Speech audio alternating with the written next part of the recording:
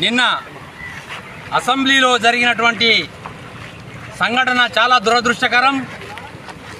మాజీ మంత్రి మహిళ అయినటువంటి సబితా ఇంద్రారెడ్డి గారిని ఒక అసభ్య పదజాలతో దూషించడం అనేటటువంటిది చాలా విచారకరం. ఎందుకంటే ముఖ్యమంత్రి సీఎం మరి హౌస్ నాయకుడు, ఆ నాయకుడు ప్రజలకు ఏం చేస్తామో అభివృద్ధి విషయాలు మాట్లాడాలి, నిర్మాణాత్మకమైనటువంటి విషయాలు మాట్లాడాలి.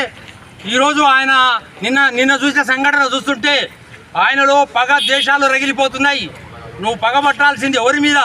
మరి అసెంబ్లీ లోపల ఉండి ప్రజలకు జవాబు చెప్పాల్సిన అవసరం ఉంది.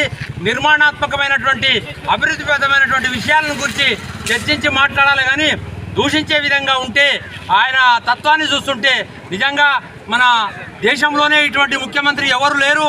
ఆయన ఇంకా ప్రతిపక్ష నాయకుడుగానే భావిస్తున్నాడు.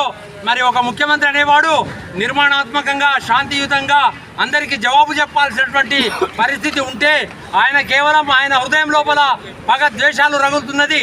ఇటువంటి వాతావరణం ప్రజాస్వామ్యానికి గొడ్డలి పెట్టు.